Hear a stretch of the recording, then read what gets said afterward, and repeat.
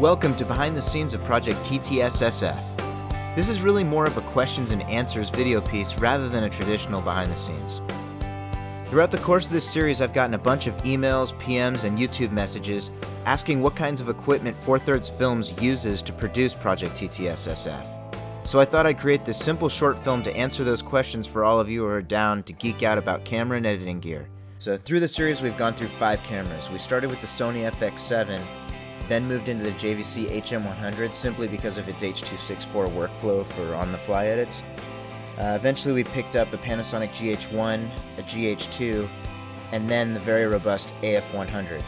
All of these Panny cameras use the Micro 4/3 standard, which is where we got the idea for our production company's name, 4/3 Films. As far as support, we have 3 Manfrotto tripods and one of their monopods as well, which is good for track events and trade shows like SEMA. For our slider, it's the Easy Dolly system, which is a 12-foot collapsible setup that breaks down and fits inside of the Kata LS54 bag. We started out pretty much ghetto status, using an onboard XLR mic from the video cameras that we were using. Then I wised up and picked up the Editor's Keys portable vocal booth. You may have noticed a big increase in voiceover quality around, I don't know, it's the 9th Webisode, I think. That's not a coincidence, I just got us the right tool for the job. Remarkably, all of our stuff fits inside the TTS. So normally it's myself and one other filmer or photographer, and we had Sound Innovations build us this Kata organizer tray that locks into the rear area of the car and separates all the bags, as well as keeping them from jostling around. We wanted to have a cohesive setup for all of our gear, and decided that the Kata bag system was the best fit for all of our stuff.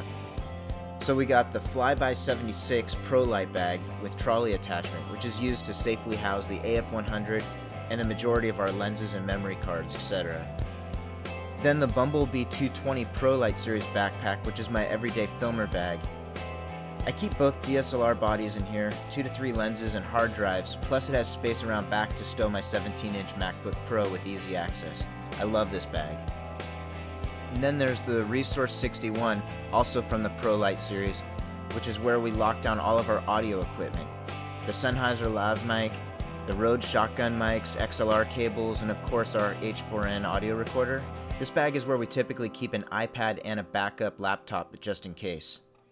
And as far as how we move around the dolly, tripod, slider, and light stands, we got a set of 2 Kata LS54s, which as the name implies are 54 inches long and can easily accommodate C-stands and the Easy Dolly system.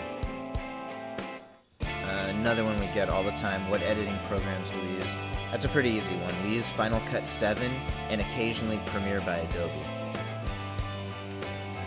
Depending on the complexity of the job, it's either the 3-way color corrector wheel inside of Final Cut Pro, or it's the actual program Apple Color for more complex work, especially when dealing with secondary color correction and tracking.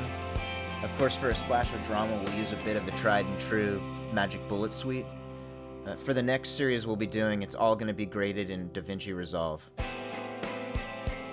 Adobe After Effects is what either myself or Fernando use for all of our MoGraph work. We just finished Project SPS for Fortitude, which was a 2-part mini-series for a tastefully modded Ibis White Audi S5. The next big series beginning this spring is for VW Vortex, and it will be called the Project R Chronicles. This new series is not to be missed, as we show you how we took a 2012 VW Golf R to over 550 brake horsepower. Thanks for tuning in.